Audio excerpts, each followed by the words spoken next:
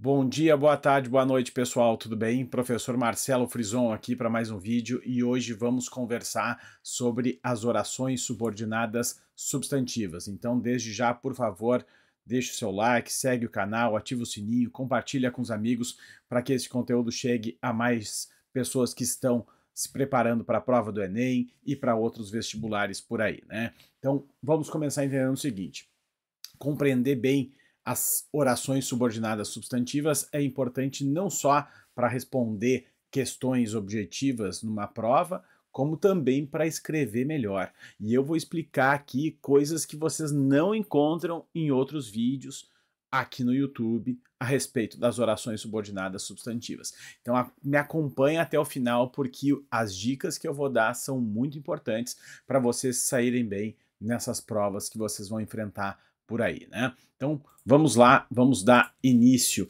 à nossa análise das orações subordinadas substantivas. Na verdade, primeiro a gente precisa começar conversando sobre frase, oração e período, né? Para a gente deixar bem claro, né, o que é uma coisa e outra. Então, frase é qualquer enunciado com sentido completo em determinada situação de uso. Por exemplo, ai. Ai é uma frase. Socorro, frase. Preciso de ajuda, também é uma frase. Mas preciso de ajuda tem um verbo. Então, além de ser uma frase, também vai ser uma oração, no caso, um período simples, né? Oração, vamos lembrar, é qualquer enunciado com sentido completo em determinada situação de uso, organizado em torno de um verbo, né? Ou esse enunciado ele tem que apresentar um verbo. Então, por exemplo, preciso de ajuda, né? E compramos uma casa nova.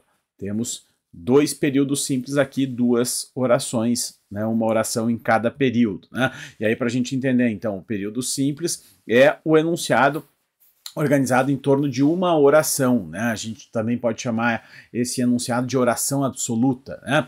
Porque ele apresenta apenas um processo verbal, tá? Por exemplo, preciso de ajuda e compramos uma casa nova. Agora, o período composto, que é onde a gente precisa chegar hoje, né, é aquele enunciado organizado em torno de mais de uma oração, porque vai apresentar mais de um processo verbal. Por exemplo, ele disse que virá mais tarde. Ele disse a primeira oração, que virá mais tarde a segunda oração. Disse é o dizer, o verbo dizer é o verbo da primeira oração, o verbo vir é o verbo da segunda oração. Aqui temos justamente uma oração subordinada substantiva, porque ela está introduzida por uma conjunção integrante, né? E a estrutura da oração principal nos indica que se trata de uma oração subordinada substantiva objetiva direta, né? Mas vamos chegar lá, isso já vai ficar mais claro. O outro exemplo apresenta um período composto por coordenação, né? As duas orações são independentes do ponto de vista sintático, uma não depende da outra, então não temos uma oração principal e uma subordinada aí, né? Cheguei ao restaurante e fiz um pedido, né? A primeira oração é uma oração coordenada assindética e a segunda é uma sindética aditiva, mas eu vou falar sobre as orações coordenadas num próximo vídeo, então fica ligado. Vamos entender, então, o período composto por subordinação, né? É o período que apresenta uma oração principal e uma oração subordinada, simples assim, né? E essa oração subordinada sempre exerce uma função sintática, isso é importante compreender. Olhem, por exemplo, esse enunciado, ele disse que virá mais tarde, né? Ele é o sujeito, disse, verbo dizer, transitivo direto, né? Esses dois elementos compõem a oração principal e depois vem a oração subordinada substantiva que exerce função de objeto direto. Por isso a gente chama essa oração de oração subordinada substantiva objetiva direta, né? Ela cumpre a função sintática de objeto direto do verbo da oração principal, né? Então vamos entrar um pouco mais nessas orações subordinadas substantivas, né? Por que elas levam esse nome? Porque elas exercem funções sintáticas típicas dos substantivos. Quais são? Sujeito, predicativo, objeto direto, objeto indireto, complemento nominal e aposto, né? E elas costumam ser introduzidas pelas conjunções integrantes que, ou se, eventualmente vocês podem encontrar outras conjunções. Eu vou comentar isso no final do vídeo, fica ligado. Então, aqui, começando pelas orações subordinadas substantivas subjetivas, que exercem função de sujeito, né? Vamos observar o seguinte: na estrutura da oração principal, a gente sempre tem um verbo de ligação e um predicativo de sujeito. E é importante compreender a estrutura da oração principal, porque é essa estrutura que vai me indicar a classificação da oração subordinada, né? Por quê? Se eu tenho um verbo de ligação e um predicativo de sujeito, o que está faltando? O sujeito. Então a oração exerce essa função, por isso que ela é chamada de subjetiva, né? É importante que ele venha a Porto Alegre, né? Então é importante, é a oração principal. A oração substantiva subjetiva está introduzida pela conjunção integrante que, né? Por que ela leva esse nome conjunção integrante? Justamente porque ela integra a oração principal com a oração subordinada, né? Então é importante que ele venha a Porto Alegre. Vamos observar mais um detalhe. As orações subjetivas, elas apresentam 4 estruturas possíveis. Então esta é a primeira, é a mais comum, é a que apresenta então verbo de ligação e predicativo do sujeito, né? Depois temos aqui outro tipo de oração subjetiva, agora com o verbo na voz passiva sintética, né? Então, por exemplo, concluiu-se que o comércio reabrirá. O verbo na voz passiva sintética compõe a oração principal. Ele corresponde à oração principal. E a oração subordinada substantiva subjetiva, então, começa na conjunção integrante que o comércio, né? Que o comércio reabrirá. Então, esta é a oração subjetiva, tá? Identificou verbo na voz passiva sintética, a oração que virá ao lado será subjetiva, né? Agora com o verbo na voz passiva analítica. Ó, foi concluído que o comércio reabrirá. Foi concluído, o verbo está na voz passiva analítica, né? E é esta oração, então, que compõe a oração principal do enunciado, né? A oração que vem ao lado é uma oração subjetiva, né? E o quarto tipo de estrutura para a gente ter aqui nas orações subjetivas, né, é quando a gente tem o que a gente chama de verbo unipessoal, que são verbos que costumam ser usados na terceira pessoa do singular, por isso que eles são unipessoais, né? Então, verbo convir, importar, interessar, né, são exemplos de verbos que a gente usa geralmente na terceira pessoa. Então, aqui vocês têm um exemplo com o verbo convir. Convém que o comércio reabra amanhã. E aí notem que apenas o verbo convir, né, convém, corresponde à oração principal. Depois, ao lado, temos a oração subjetiva, né, que o comércio reabra amanhã. Muito bem, agora vamos para as orações subordinadas substantivas predicativas, né? Na estrutura da oração principal, a gente vai ter o sujeito e o verbo de ligação, né? E aí, ao lado, a oração predicativa. Observem que sempre que eu tenho essa sequência sujeito e verbo de ligação, o que vem depois é justamente um predicativo, né? Então, o exemplo que vocês têm aqui, o importante é que ele venha a Porto Alegre. O importante é o sujeito, é o verbo de ligação e que ele venha a Porto Alegre, a oração predicativa. Aí vocês podem estar se perguntando como diferenciar a oração subjetiva da predicativa, já que as duas têm verbo de ligação. Observem o seguinte, quando a gente vai ter oração subjetiva, na oração principal nós temos o verbo de ligação e o predicativo. Depois vem a oração subjetiva, né? É importante que ele venha a Porto Alegre. Quando a gente tem oração predicativa, na estrutura da oração principal a gente tem um sujeito e um verbo de ligação. E aí depois a oração predicativa, o importante é que ele venha a Porto Alegre. Então, a estrutura da oração principal é que vai me indicar a classificação da oração subordinada. Não adianta nada eu olhar para a oração subordinada. Notem que a oração subordinada aqui é exatamente igual, né, que ele venha a Porto Alegre. Se eu ficar olhando para essa oração, eu não consigo classificá-la. Eu preciso analisar a estrutura da oração principal. É a oração principal que vai me indicar qual é a classificação da oração subordinada, né? Muito bem, então esta é a diferença quando a gente tem verbo de ligação e predicativo, a oração que vem ao lado é subjetiva. Quando a gente tem sujeito e verbo de ligação, a oração que vem ao lado é predicativa, né? E esse tipo de oração é muito importante na hora de escrever uma redação, porque é o tipo de oração que deve ser usada para fazer afirmações categóricas, né? E é interessante construir algumas orações, alguns períodos, né, de forma categórica, né? Isso demonstra que o candidato tem opinião, que o candidato tem um ponto de vista. Então, isso é muito importante de explorar numa redação, por exemplo, do Enem, do vestibular da URGS e de outros concursos por aí, né? Depois, vamos falar aqui das orações subordinadas substantivas objetivas diretas, né? Que exercem função de objeto direto. Então, na estrutura da oração principal, a gente geralmente vai ter um sujeito, né? Que eventualmente pode estar oculto, enfim, o verbo transitivo direto e a oração objetiva direta. Então, eu disse que irei a Porto Alegre, né? Então, eu é o sujeito, disse, verbo dizer, verbo transitivo direto, quem diz alguma coisa, disse o quê, né? Que irei a Porto Alegre, a oração objetiva direta, né? Bastante simples. Depois, aqui, com as orações subordinadas substantivas objetivas indiretas, né? Na estrutura da oração principal, a gente tem o sujeito, o verbo transitivo indireto e a oração objetiva indireta. Então, ele duvida de que o resultado do teste saia hoje, né? Ele é o sujeito, duvida o verbo transitivo indireto e de que o resultado do teste saia hoje é a oração objetiva indireta. Notem que essa oração está introduzida por uma preposição.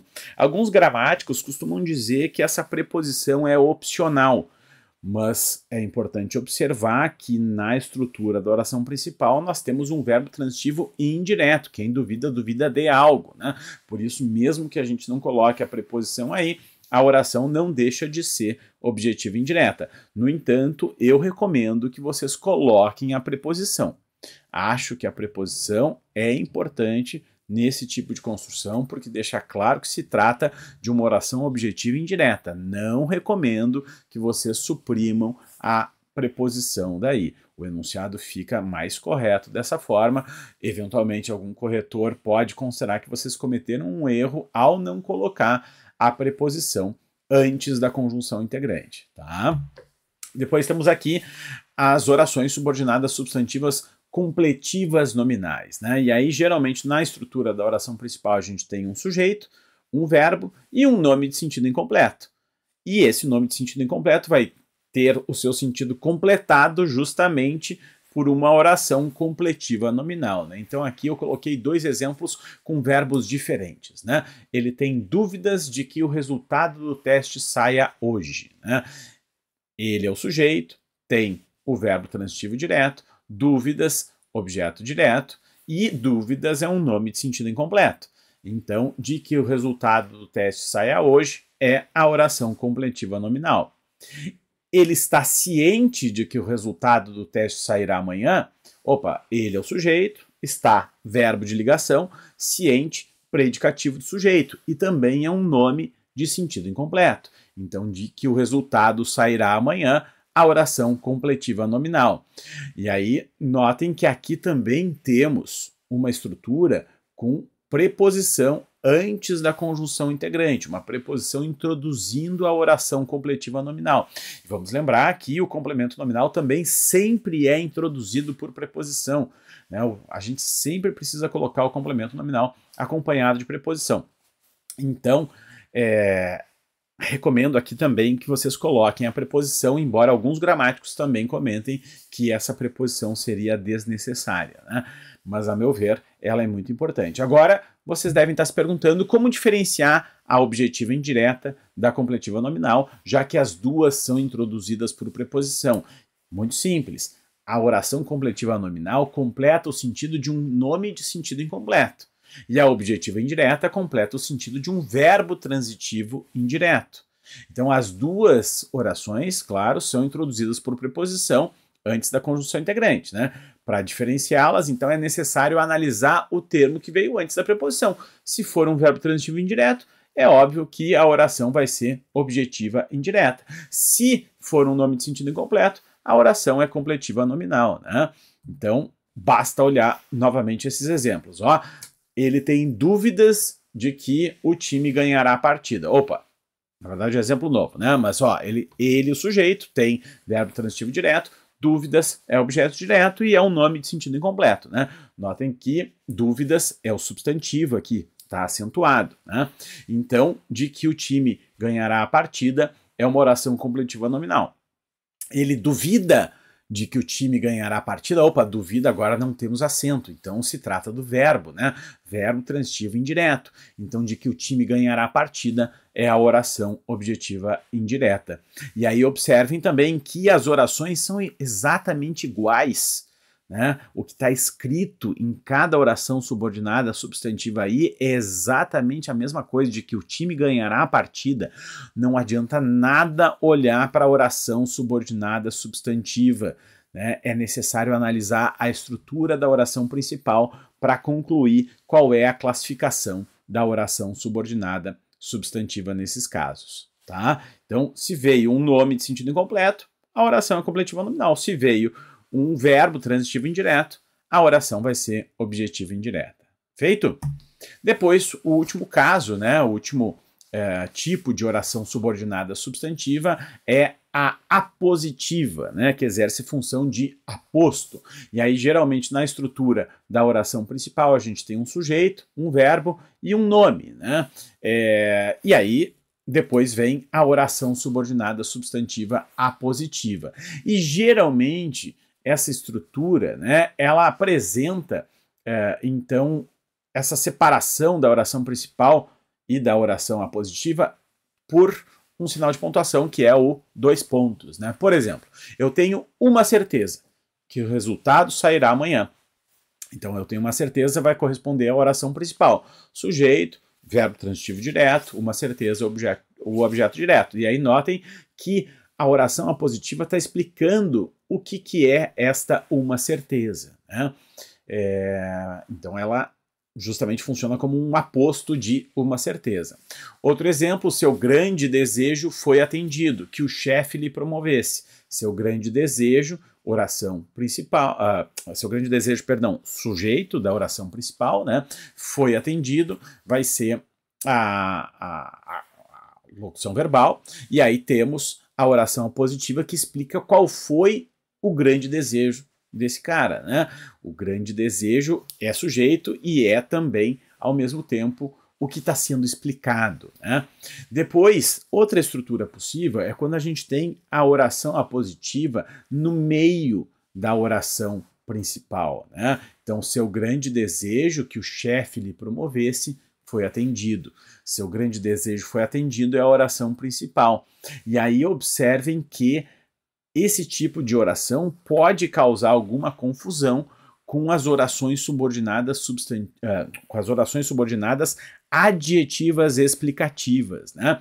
Porque lá nós temos também a oração explicativa com frequência aparece no meio da oração principal, separada por vírgulas, né?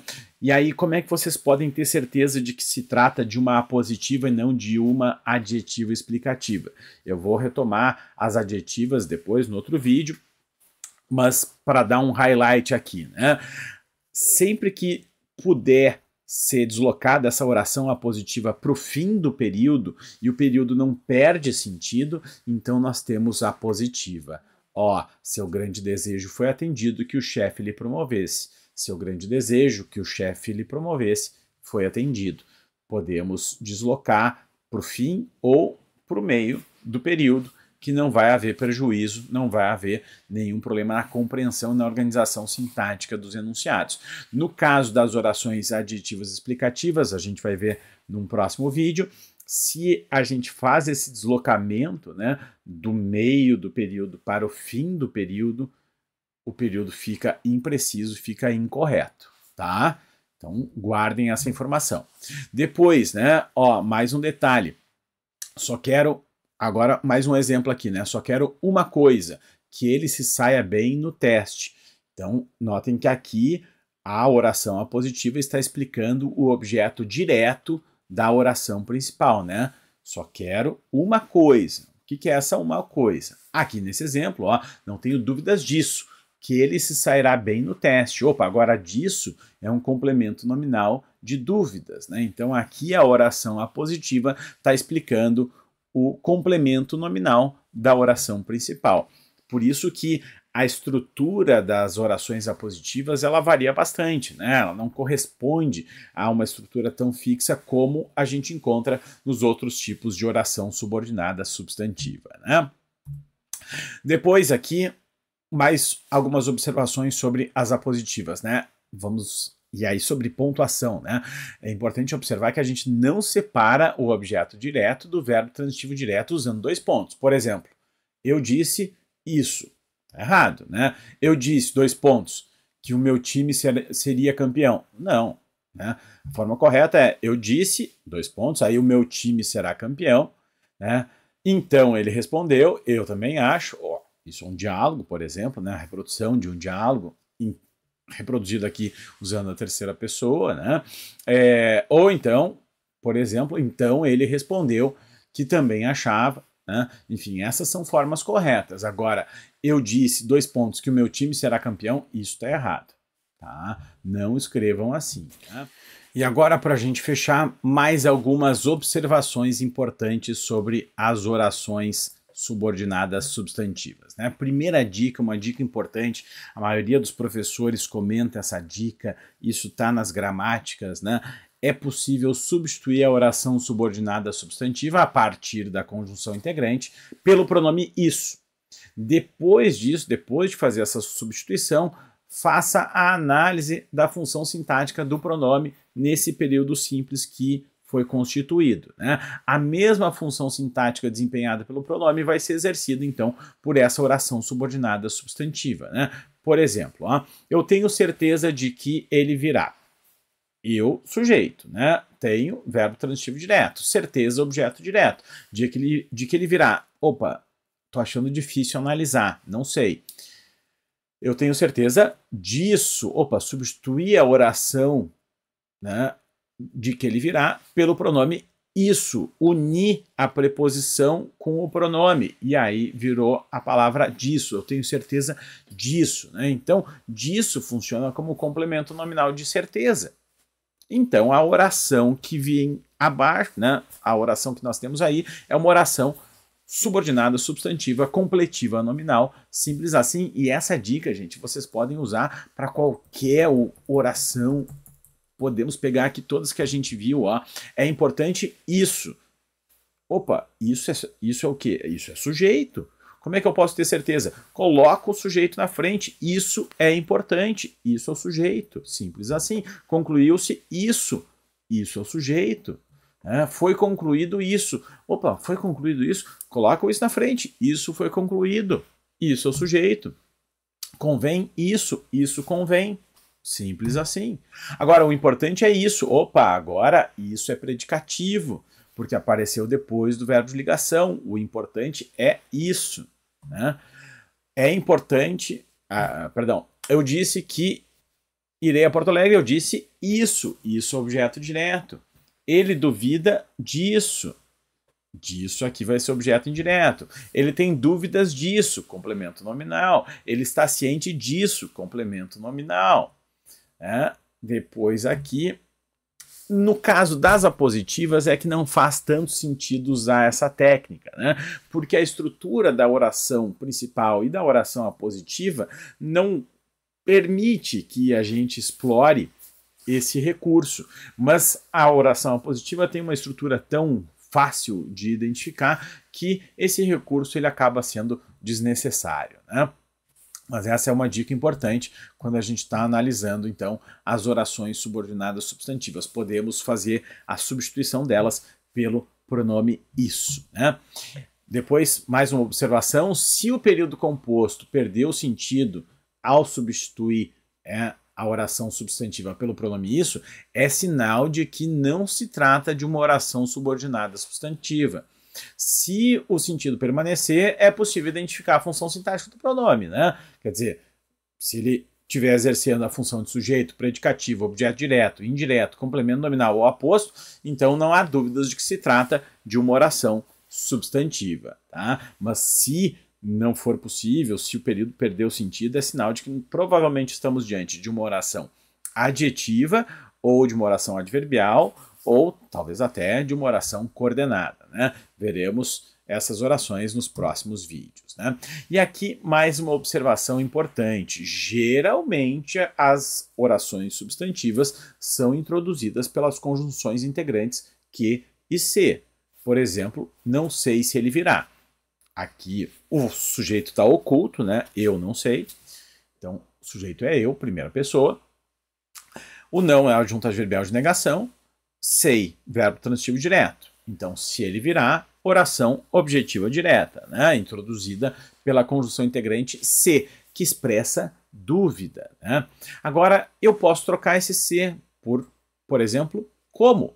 Não sei como ele virá. Claro que aqui esse como, né, parece estar me indicando uma ideia de modo, só que isso não significa que se trata de uma oração subordinada adverbial, modal, né, como alguns costumam classificar as orações adverbiais que indicam um modo, mas a maioria dos gramáticos não usa essa classificação. Tá? Nesse caso, nós temos mesmo uma oração subordinada substantiva objetiva direta, né? Porque a estrutura da oração principal me indica a necessidade de um objeto direto. Então aqui nós temos uma oração objetiva direta introduzida pela conjunção como, que na prática está funcionando como conjunção integrante no final das contas, né?